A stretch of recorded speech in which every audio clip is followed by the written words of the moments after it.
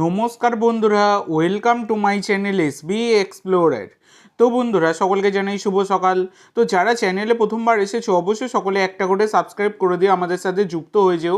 Subscribe করা যেহেতু একদমই ফ্রি, তাই অবশ্যই সকলে একটা করে সাবস্ক্রাইব করে দিতে ভুলো না। এছাড়া লাইভের বিষয়বস্তু আমি শেয়ার করে থাকি তোমাদের সাথে, তোমরা যার দরুন কিন্তু লাইভ দেখতে পাও, সেই কারণে অবশ্যই সাবস্ক্রাইবটা করে রেখো। তো প্রথমে যে আপডেটটা দেবো, গতকালকে পাঞ্জাবের সাথে গোয়ার ম্যাচ ছিল, যেটা কিন্তু 1-1 গোলে ড্র হয়েছে। তো ব্যাপারটা হচ্ছে পাঞ্জাব একটা দুর্দান্ত গোল দিয়েছে, দুর্দান্ত গোল কিন্তু আমরা দেখেছি পাঞ্জাবের থেকে। তারপর এফসি গোয়া কিন্তু সেই গোলটা শোধ করে দেয়। যাই হোক, এখানে আবার দেখা গেছে পাঞ্জাবের একজন বিদেশি স্ট্রাইকার এফিয়ং, তাকে তোমরা সকলেই চেনো, নাইজেরিয়ান স্ট্রাইকার, তাকে কিন্তু রেড কার্ড দেখিয়ে দিয়েছেন ক্রিস্টাল জন।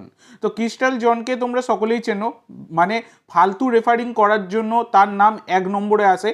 তো সেই ক্রিস্টাল জন তিনি কিন্তু রেড কার্ড দেখিয়ে পাঞ্জাবের সেরা প্লেয়ারকেই মাঠ থেকে বের করে দিয়েছেন। তো দুর্দান্ত রেফারিং সেটা কিন্তু দেখাই গেছে। তো এর পরবর্তী যে আপডেটটা তোমাদের সাথে শেয়ার করতে চলেছি, সেটা হচ্ছে ইতিমধ্যে দাঁড়িয়ে মোহনবাগানের বাজপাখি গোলকিপার ভিশাল কাইত, তিনি কিন্তু 50টা ক্লিন শিটের রেকর্ড রেখে ফেললেন আইএসএলের মঞ্চে। তো আইএসএলের মঞ্চে 50তম ক্লিন শিট কিন্তু বেঙ্গালুরু এফসির বিরুদ্ধে ম্যাচেই তিনি কিন্তু পূর্ণ করেছেন। তো ব্যাপারটা হচ্ছে, গুরপ্রীতের তোমরা যদি দেখো আইএসএল এ ক্লিন শিটের রেকর্ড, সেখানে কিন্তু গুরপ্রীত 47টা তার ক্লিন শিট রয়েছে, সেখানে ভিশাল কাইতের 50টা। তো সব কিছু মানে সবাইকে টপকে ভিশাল কাইত কিন্তু এখন দেশের 1 নম্বর গোলকিপার, সেটা বলাই যায়। এর পরবর্তী যে আপডেটটা তোমাদের সাথে শেয়ার করব, সেটা হচ্ছে এবার বিস্ফোরক অ্যান্টোনিও লোপেজ হাবাস।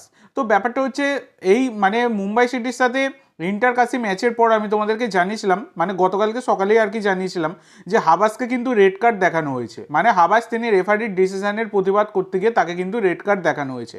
তো এটা নিয়ে কিন্তু হাবাস তিনি বিস্ফোরক মন্তব্য করেছেন সোশ্যাল মিডিয়ায়। তিনি বলেছেন যে কুকুর ঘেউ ঘেউ করলেও কারাভ্যান কিন্তু এগিয়ে যায়। ইন্টারকাশি এফসির বিরুদ্ধে আরেকবার অবিচার হলো।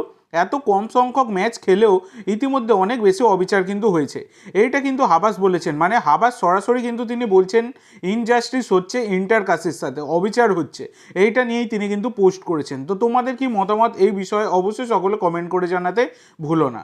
তো এর পরবর্তী যে আপডেটটা তোমাদের সাথে শেয়ার করতে চলেছি, সেটা হচ্ছে ইতিমধ্যে দাঁড়িয়ে তোমরা সকলেই জানো মোহনবাগানের পরবর্তী ম্যাচ হচ্ছে মুম্বাই সিটি এফসির বিরুদ্ধে। তো সেই মুম্বাই সিটি এফসির বিরুদ্ধে নামার আগে মুম্বাই সিটি এফসির হেড কোচ পিটার কারাটকি তিনি মোহনবাগানকে নিয়ে কী মন্তব্য করলেন সেইটাই তোমাদেরকে জানাই।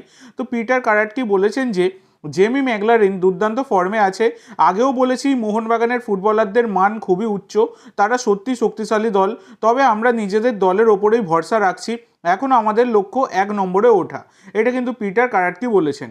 এছাড়া জনি কাউকো একটা সময় মোহনবাগানে খেলেছেন এবং মোহনবাগানের হয়ে চ্যাম্পিয়ন হয়েছেন, বর্তমানে তিনি মুম্বাই সিটি এফসিতে রয়েছেন।